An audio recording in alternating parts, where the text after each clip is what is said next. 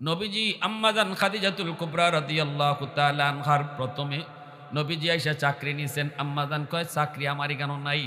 নবীজির চাচা আবু তালিব, আল্লাহর নবী ডাক দিয়া কয়, চাচা আমি একজন জোয়ান মানুষ, বেকার থাকতে ভালো লাগে না, বেকার থাকতে ভালো লাগে না। বেকার হলো সমাজের জন্য বোঝা, বেকার হলো দেশের জন্য বোঝা। যে বেকার থাকে তার মাথা শয়তানের আড্ডা। বেকার মানুষগুলা তারা সমাজে খারাপ কাজে লেগে যায়। বেকার যুবক গাঞ্জা খায়, ইয়াবা খায়। বেকার যুবক সে খারাপ কাজে মগ্ন হয়। অতএব না না চাচা, আমারে আপনি কাজে লাগাইয়া দেন, যে কোনো একটা কাজে আপনি লাগাইয়া দেন। নবীর চাচা আবু তালিব কয়, বাতিজা তাহলে চল, মক্কার ভিতরে সবচেয়ে ধনী সবচেয়ে বড় ব্যবসায়ী হলো খাদিজা, চলো খাদিজার কাছে যাই, যাইয়া দেখি কোনো চাকরি বাকরি আসেনি। আম্মা জানের কাছে মায়ার নবীকে নিয়ে হাজির হলেন নবীর চাচা।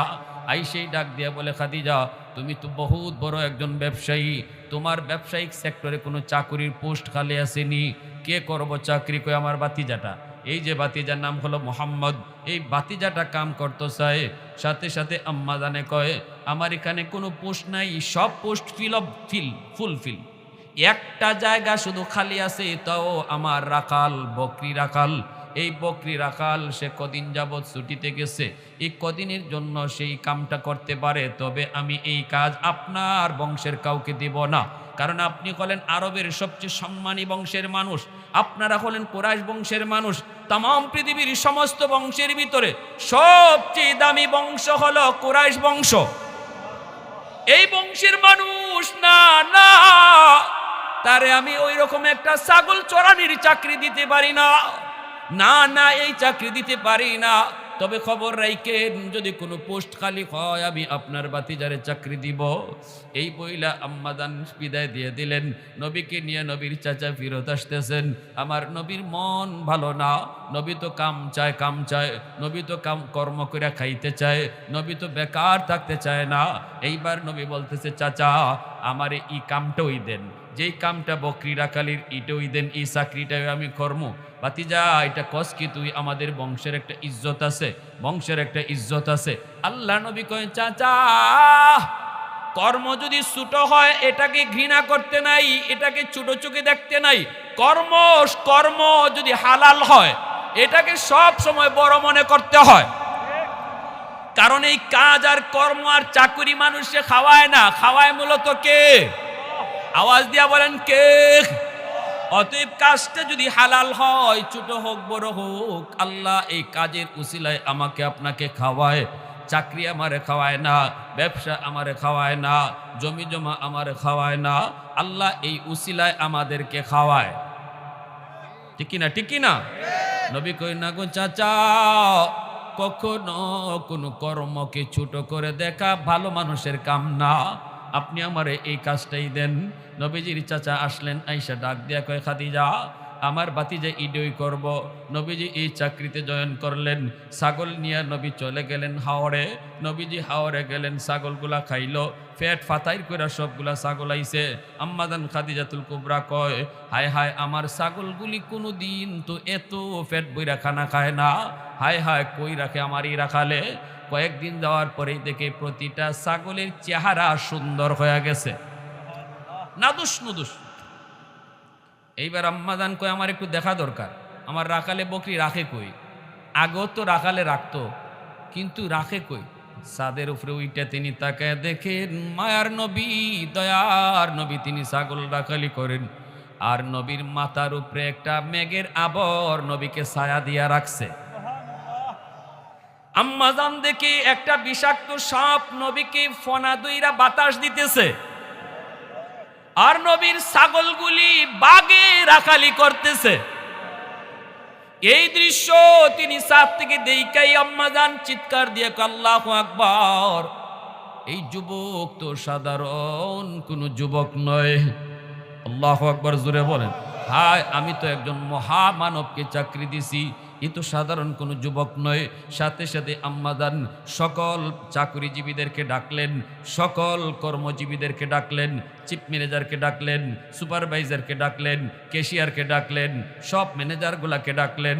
ডাইকা তিনি মিটিং কল করলেন। মিটিং কল করে তিনি মালিক আজকে বলতেছেন, শোনো, জরুরি একটা এজেন্ডা নিয়ে বসেছি। এজেন্ডা হলো আজকে থেকে আমার সকল আমার সকল সেক্টরের সকল ম্যানেজারের ম্যানেজার একজন হবে, সকল ম্যানেজারের ম্যানেজার যে হবে সেই ম্যানেজার আমি ঠিক করেছি, যারে চিফ ম্যানেজার কয়। জাননি সে কে? সবাই জানতে চায় সে কে। তখনই আম্মাজান কয় সে হলো আমার এই ছাগল রাখাল। কয়েকদিন আগে যারে আমি ছাগল রাখালিতে নিয়োগ দিছি সেই যুবক যার নাম হলো মোহাম্মদ, সেই হবে আজকে থেকে আমার সকল ব্যবসার চিফ ম্যানেজার। সব ম্যানেজার বেখা হয়ে গেছি। কয় 2 দিন হয়েছে না আইসে বেটারে আপনি চিফ ম্যানেজার বানাই দিয়েছেন, আমরা চাকরি করবোই না। ম্যানেজার এক অমুকে কয় আমি চাকরি রিজাইন দিলাম, কেশিয়ারে কয় আমি চাকরি রিজাইন দিলাম, হেমুকে কয় আমি রিজাইন দিলাম। আম্মাজান কয় অসুবিধা নাই, রাস্তা মাফো, যার যার বাড়ি যাও। সব বাড়িতে আইসে। এখন বউ 2 দিন পরে কয় কি ব্যাপার ঘরে বই রইছ, চাকরি যাও না? কয় কেমনে যাইমু, 2 দিন হয়েছে না এক বেটা আসছে, এক যুবক আসছে, তারে এখন চিফ ম্যানেজার বানাই দিছে, আমরা কোনো দামই নেই, এজন্য চাকরি ছেড়ে আইছি। বউয়ে কয় তো এখন ঘর চলতো কেমনে, বাচ্চা কাচ্চা খাইতো কেমনে, 2 দিন ধরে যে ঘর খাওয়ার নাই, বুঝতেছো নি? ম্যাডামে কারে চিফ ম্যানেজার বানাইব, কারে কি করবো, এটা তোমার কি? তোমার দরকার হইলো তুমি চাকরি করতে হয়, মাস শেষে বেতন পাইতে, তাড়াতাড়ি অফিসে যাও। ঘরের ঠেলা হইলো বড় ঠেলা, ঠিক কিনা জোরে এখন? এমন ঠেলা সব আইসিন। আবার এদিকে আম্মাদান আমার রসুলকে কইতেছে, মোহাম্মদ আপনি 90 দিনের জন্য সিরিয়া চলে যান ব্যবসায়, 90 দিনের জন্য ব্যবসায়িক কাফেলা নিয়ে যান, আর এদিকে আমি সামাল দিতেছি। নবী কিন্তু বারবার নিষেধ করছেন, আপনি এটা কইরেন না, আমি মাত্র জয়েন করছি, আমার আপনি চিফ ম্যানেজার বানায়েন না, আমি এত কিছু বুঝি না। আম্মাজান কয় আপনার বোঝা লাগতো না, যা বুঝার আমি বুঝছি, আমি বুঝছিও দেখছিও। আল্লাহু আকবার জোরে। নবীকে পাঠিয়ে দিয়েছেন 90 দিনের জন্য সিরিয়ায়, আর এইদিকে সব ম্যানেজার হল আইসে, আইয়া আদজুর করে দাঁড়াইছে, ম্যাডাম বলে গেছি আমরা চাকরিতে আবার নিয়োগ দেন, ঘর থেকে প্রেশার আইসে। তখন আম্মাজান কয় চাকরিতে নিয়োগ দিতাম পারি, আগে কাগজ একটা স্বাক্ষর দেওয়ান লাগবো। কই যে কোনো স্বাক্ষর নেন আপনি, অসুবিধা নেই। আম্মাজান কই কাগজে লেখো আমার চিফ ম্যানেজার যে কোনো সিদ্ধান্ত নিতে পারে, তোমরা চুচা করতে পারবা না, একটা আওয়াজ করতে পারবে না, আমার চিফ ম্যানেজার যা সিদ্ধান্ত দিবে তার ব্যাপারে বিন্দু পরিমাণ আওয়াজ চলবে না। সবাই স্বাক্ষর দিয়া একবারে গারাইয়া পরে সব লাইনে আবার চাকরিতে নিয়োগ দিছেন। এদিকে আল্লাহর নবী সিরিয়ায় 90 দিন চলে গেল, অল্প 2টা দিন আর বাকি আছে। আম্মাজান ছাদের উপরে উইটা বান্ধবীদেরকে সখীদেরকে নিয়ে তিনি নবীর অপেক্ষায় দাঁড়ায় রইছে। তিনি তো আল্লাহর নবীর ওই দিনের চিত্র দেখার পরপরই মনের ভিতরে নবীর প্রতি দুর্বলতা চলে এসেছে। আল্লাহর নবীর প্রতি তার প্রেম, তার ভালোবাসা অন্তরের ভিতরে জন্ম নিল। স্বপ্ন যুগ মায়ার নবীর চেহারা আম্মাজানে দেখে। তিনি তো এই সেই নারী, যেই নারীকে বিয়ে করার জন্য মক্কার বড় বড় জমিদারের ছেলেরা পর্যন্ত পাগল, বড় বড় রাষ্ট্রপ্রধানের প্রিন্সেরা পাগল, যুবরাজরা পাগল। আরবের সবচেয়ে সুন্দরী নারী ছিলেন আম্মাজান খাদিজাতুল কুবরা। যদিও তার বয়স 40, যদিও এর আগে 2টা বিয়ে হয়েছে, কিন্তু এরপরও ওনাকে বিয়ে করার জন্য লাইন ধরে আছে যুবরাজরা, প্রিন্সের মতো লোকরা। সবাই লাইন ধরে বসা, কিন্তু ইনি কারো বিয়েতে রাজি হন না। পুত পবিত্রা ওনার উপাধি, আরবের জমিনে ওনাকে তোয়াহেরা কইয়া ডাকা হতো। পুত পবিত্রা একজন নারী হিসাবে সবাই চিনত, আদর্শ তার অনেক সুন্দর, চরিত্র অনেক ভালো।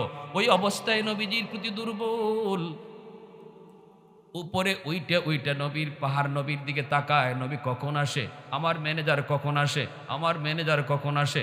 বান্ধবীদেরকে কয় বান্ধবীরা বল তোরা যদি আগে কেউ কও ওই যে তোমার ম্যানেজার আয়, আমি তোরে যত ইচ্ছা মিষ্টি খাওয়াইমু। সব সাইয়ারিছে শামসিরিয়ার দিকে, কেডায় কইতো ওই যে তোমার ম্যানেজার আইতেছে। আর খালি কই সখীরা কোনা আমার ম্যানেজার দেখতে কেমন, কোনা তার হাসিটা কেমন, কোনা তার কথাগুলি কেমন। সগুলি খালি কয় তোমার ম্যানেজার না, বেনজির বেবিশাল, দুনিয়াতে তার মতো আরেকজন হইতেই পারে না। এটা তো আমার আল্লাহর কথা। জিব্রাইল যখন কইছে নবী গো আমি তামাম দুনিয়া ঘুরছি, আপনার মতো আরেকজন পাইছি না। আল্লাহ কই জিব্রাইল তুমি ফাইবাই কেমনে, আমি বানাইলেন না ফাইতাই। সুবহানাল্লাহ জোরে কও। আমি আল্লাহ আমার বন্ধুর মতো আরেকজন বানাইলে তো তুমি দেখবা, আমি তো বানাই নাই, তাহলে দেখবা কি কইরা? হঠাৎ করে আম্মাজান নিজেই চিল্লি মারছে, কই যে আমার ম্যানেজার আসতেছে। সবাই তো অবাক, কয় আমরা দেখলাম না, তুমি হঠাৎ করে সিল্লি মারছো, ওই যে আসতেছে, কই দেখছো? আমরা দেখি না। কয় তোরা দেখতি না, আমি দেখছি। কয় কেমনে দেখছো? কয় আমি যেদিন ছাদের উপরে ওইটা রাখালকে দেখতেছিলাম, সেদিনও দেখেছি তার মাথার উপরে একটা আবর। ওই যে শামশিরিয়ার দিকে দেখ, একটা আবর এইভাবে আইতেছে। আমার মনে হয় এই আবরের ছায়ার নিচেই আমার ম্যানেজার। একটু পরেই তোরা দেখবি, একটু পরেই তোরা দেখবি, আমি আবর দিকে বুঝে ফেলেছি আর নিচেই আমার ম্যানেজার। হঠাৎ করে তারা তাকায় দেখি, সত্যি সত্যি সেই আবরের ভিতরে থেকে আমার নবীর চেহারা দেখা যায়। আল্লাহু আকবার, জোরে বলেন। নবীজি চলে আসলেন। এইবার আম্মাজান খাদিজাতুল কুবরা খুশিতে গোটা ডিপার্টমেন্টকে তিনি মিষ্টি খাওয়াইলেন, সবাইরে তিনি খুশি করলেন। বান্ধবীরে পাঠাইয়া দিলেন, বান্ধবীরা আমি আর পারি না, যা যায় তোরা বিয়ার প্রস্তাব দে। আল্লাহর নবীর কাছে নবী খাদিজার বান্ধবীরা এসে কয়, মুহাম্মদ তোমার মালিকরে কেমন লাগে? কয় ভালোই তো, ইনি তো অনেক ভালো। কয় আর কিছু কও না? রসুল কয় ভালো, উনি অনেক ভালো, উনি অনেক উদার মনের, ভালো তো। বান্ধবীরা কয় তোমার মালিক তো তোমার প্রতি দুর্বল হয়ে গেছে, তোমাকে ভালোবেসে ফেলেছে, সে তো তোমাকে বিয়ে করতে চায়। তারে বিয়ে করার জন্য কত যুবক পাগল, কিন্তু সে কারোতে প্রস্তাবে রাজি না, তোমার জন্য সে পাগল। আল্লাহ নবীকে কি আমি চাকরি করলাম না, নাও। রসুল চাকরি থইয়া সোজা চাচার বাড়ির গে হাজির। চাচাকে বাতিজা কি হয়েছে? আল্লাহ রসুলকে আমি চাকরি করতাম না। কেন? কয় মহিলা এমনি তো খুব ভালো, কিন্তু বেশি সুবিধা না। কোনো কি হয়েছে? কয় আমার বিয়া করতে কয়। আচ্ছা চাচা কোন তো? আমি হইলাম তার একজন কর্মচারী, সে হইল আরবের সবচেয়ে ধনী। কেমনে মিলে? আমার নাই ঘর, আমার নাই বাড়ি, আমি চাচার ঘরও খাই। বউ আনলে রাখমু কই? হ্যাঁ, সকালেও আপনার ঘরে খাইয়া গেছি, ঠিক না? নবীজি চাচা আবু তালিবে কথা তো ঠিকই। আচ্ছা বাতি যা, চাকরি না করলে না, তুই থাক। পরের দিনে আম্মাজান খাদিজাতুল কুবরা নিজে বউ ওইয়া রসুলের বাড়ি হাজির হয়ে গেছে। নবীজির চাচা আবু তালিব কয়, খাদিজা কি উদ্দেশ্য নিয়া? আম্মাজান কয়, আমি ভিক্ষা নিতে এসেছি, ভিক্ষা চাইতে এসেছি। নবীজির চাচা আবু তালিব কয়, আমার কাছে তোমাকে দেওয়ার মতো তো ভিক্ষা নাই, তুমি তো আরবের সবচেয়ে ধনী, আমি তোমাকে কি দিব? আম্মাজান কয়, আছে, আমি আপনার ভাতিজা মুহাম্মদকে ভিক্ষা চাই। আপনি যদি আমাকে আপনার ভাতিজার বউ বানায় নেন আর আপনার বাড়ির উঠানটা ঝাড়ু দেওয়ার সুযোগ দেন, আমি নিজের ধন্য মনে করব। নবীজির চাচা আবু তালিব তিনি তো অবাক হয়ে গেলেন। প্রথমে তিনি বিশ্বাসই করেন নাই, আসলে ঘটনাটা এমন হইতে পারে। খুশিতে নবীর চাচা খুশি, বলতেছে ঠিক আছে একটু দাঁড়াও, আমার ভাতিজার একটু জিগাইয়াই। আল্লাহর নবীর কাছে চাচা ঈশা কয়, চাচা রে, ও বাবা, বাজান বাজান, খাদিজা আইসি নিজেই। ও বাজান বাজান, এবার ফিরায় দিস না। এমন কপাল কয়জনের আছে? এই কপাল কয়জনের আছে? বাবা তুই রাজি হয়ে যা। আল্লাহ নবী রহমতের নবী কয়, চাচা আমি রাজি ওইমু, তবে কিছু শর্ত আছে। নবীজির চাচা এসে কয়, খাদিজা আমার ভাতিজা রাজি হইছে, তবে শর্ত আছে। আম্মাজান কয়, শর্ত একটা না দুইটা না 100টা দিলেও রাজি। চাচা ঈশা কয়, ভাতিজা খাদিজার শর্ত 100 দিলেও রাজি, কয়টা তুমি দিবা? নবী কয় 3টা। নবীর চাচা আবু তালিব কয়, মাত্র 3টা, আরো 2-1টা বাড়ানা ভাতিজা। খাদিজা তো রাজি আছে, কম কেন লাগে কইতে বেটা, আরো 2-1টা বাড়ানা। আল্লাহ রসুল কয়, চাচা বেশি লাগতো না, আমার 3টা শর্ত রাজি হইলই আমি বিয়াত রাজি। ঠিক আছে ভাতিজা, 3টা শর্তর মধ্যে একটা শর্ত একটু গাড়াইয়া কইস, সারা জীবন খুব অভাবে কাটাইছি রে বাবা, খুব কষ্টে দিন ভাত গেছে। একটা শর্ত চাচার মুখের ফাঁস চাইয়া কইস। আল্লাহ রসুল কয়, ঠিক আছে চাচা, অসুবিধা নাই। তো এবার আল্লাহ নবীর সামনে আনা হইছে। এবার নবী কইতেছে, আমার শর্ত 3টা। কয় কোন আপনি শর্ত কি? মায়ার নবী দয়ার নবী কয়, 1 নম্বর শর্ত হলো আপনার যত বাড়ি আছে, যত বাড়ি, সবগুলা বাড়ি যাদের বাড়ি নাই তাদেরকে দান করে দিতে হবে। সুবহানাল্লাহ। দেখেন আমার নবীর আদর্শ, আমার বিশ্ব নবীর আদর্শে আলোচনা। যতগুলি বাড়ি আছে আপনার সবগুলি বাড়ি, যার বাড়ি নাই, যারা ভূমিহীন, তাদেরকে দিয়া দিতে হবে। আম্মা জান খাদিজাতুল কুবরা রাদিয়াল্লাহু তাআলা আনহা বলেন, হ্যাঁ আমি রাজি আছি। আল্লাহু আকবার। এইবার আম্মা জান দ্বিতীয় শর্তটা শুনবেন। আর নবীজির চাচা আবু তালিব নবীর কানে কানে কয়, বাতিজা এটা তো কইছো পরেরটা একটু চাচার ফায়সাইয়া কইও। এইবার নবী দ্বিতীয় শর্তটা লাগায়। দ্বিতীয় শর্তটা হলো, আমার বাড়িতে ঘর নাই, বাড়ি নাই, আমি আপনাকে নিয়ে এক বেলা খাবো না। হয়তো কোনোদিন 3 দিন চলে যেতে পারে, চুলায় আগুন জ্বলবে না। আপনি আমার সাথে সংসার করলে অভাবের সংসারে থাকতে পারবেননি। সাথে সাথে আম্মা জান কয়, আমি তাতেও রাজি। সুবহানাল্লাহ। যে মহিলার এত শান, এত শৌকত, অভাব কোনোদিন নিজের চোখে দেখেন নাই, খাওয়ার নাই, এটা তো ওই তুই পারে না, সেই মহিয়সী নারী আমার রসুলের কদমের তলে আসার জন্য 3 দিন 4 দিন না চুলায় যদি আগুন না জ্বলে তবুও রাজি আছে। নবীর চাচা আবু তালিব কই, বাতিজা ইডো তো কইলিলার রইছে মাত্র একটা, ইডো অন্তত একটু চাচার ফায়সাইয়া কইও, অনেক অভাবে গেছে রে বাবা, একটু বুঝিস, সুযোগ যায়। নবী কয়, ঠিক আছে চাচা, আপনি একটু ধৈর্য ধরেন। 3 নম্বর শর্তটা নবী কয়, 3 নম্বর শর্ত হলো আপনার যত সম্পদ। চাচা কইতাছে রে আমার বাতিজা, বড় খুশি, বাতিজা কইলাও। আল্লাহ নবী কয়, আপনার যত সম্পদ, সব সম্পদ আল্লাহর রাস্তায় দান করে দিতে হবে। আল্লাহু আকবার। উলফত মে তেরি ওয়াইসি নে দান কো তুরা, আবু বকর উমর নকশ কদম তেরা ন চুরা, আবু বকর উমর নকশ কদম তেরা ন চুরা, আয় উশাক নবী ওয়াকে আসরার মদিনা, সুলতান কা সুলতান है सुल्तान मदीना, सरकार का सरकार है सरकार मदीना, गुलजार का गुलजार है गुलजार मदीना। मोहब्बतेर साथे आवाज দিয়ে এখন আল্লাহু আকবার। এইবার যেই মাত্র নবী কয় সব সম্পদ আল্লাহর রাস্তায় দান করে দিতে হবে, সাথে সাথে আম্মা জান কয়, আমি এতেও রাজি। কিন্তু নবীর চাচা আবু তালিবে কয়, তোর বিয়া তুই কর, আমি গেলাম। মনের আশা পূরণ।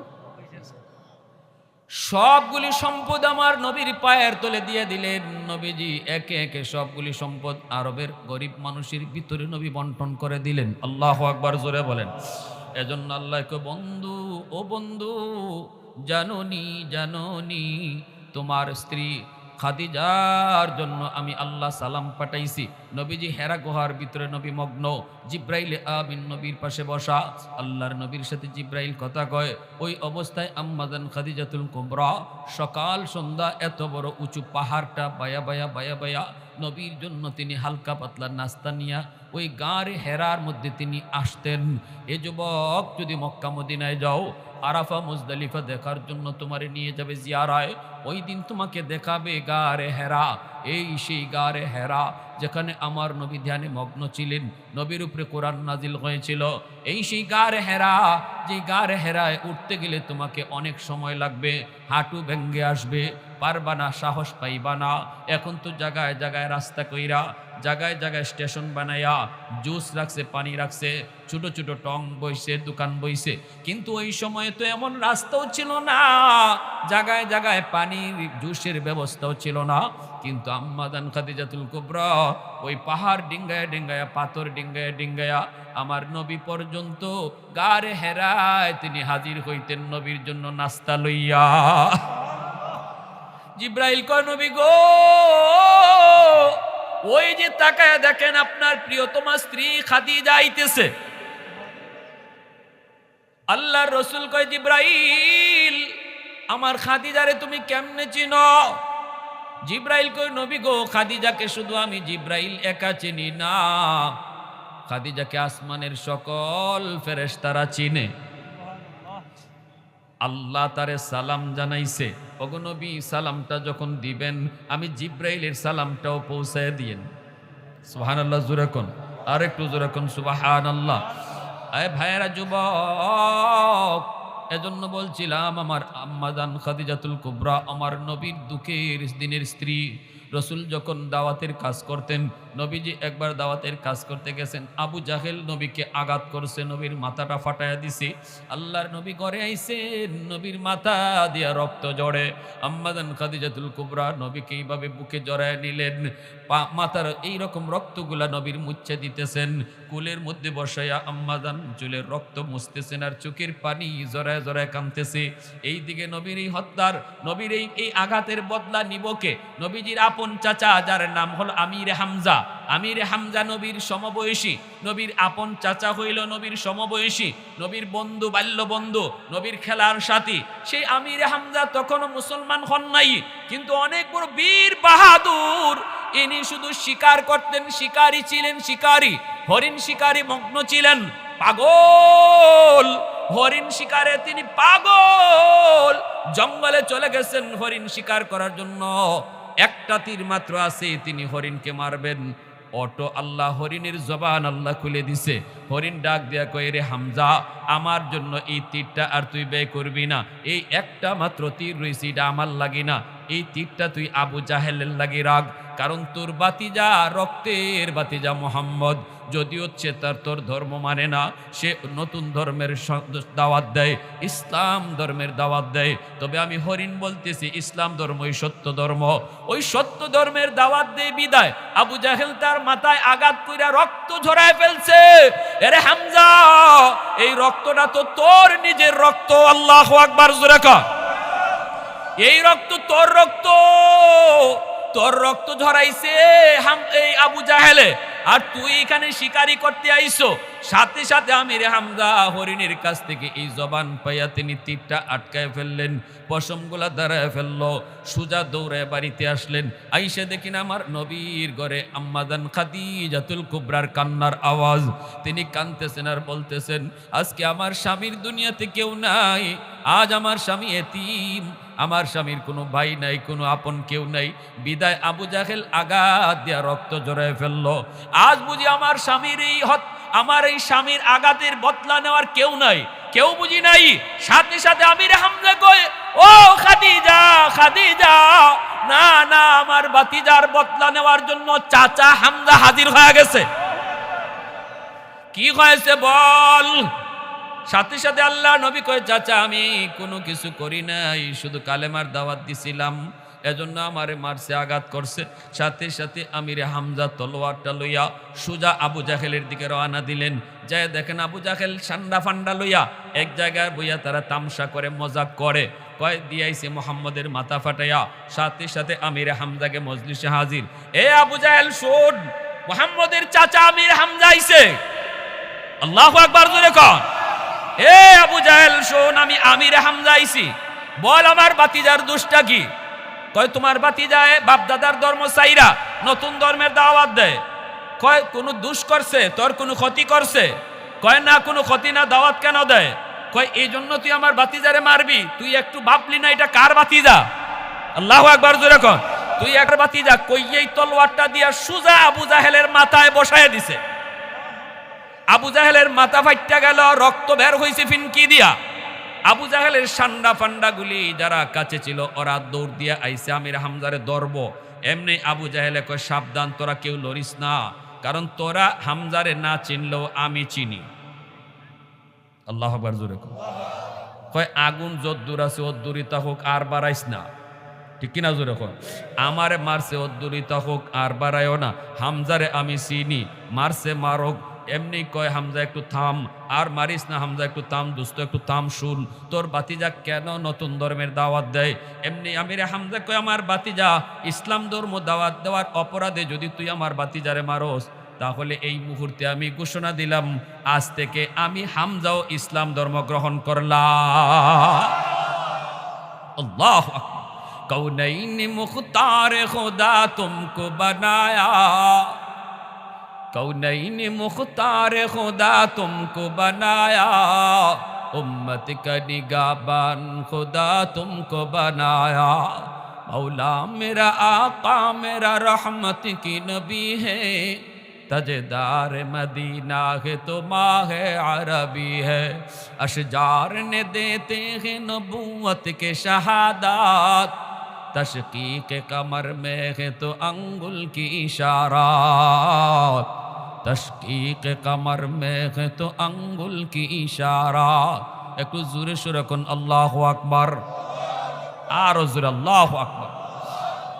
নবীজি শেষ একখান কথা কই শেষ দিতেছি। একটা ঘটনা, আল্লাহ রাসূল একদিন নাস্তা খাইতে বইছেন আম্মাদান আয়েশা সিদ্দিকা রাদিয়াল্লাহু তাআলা আনহাকে লইয়া।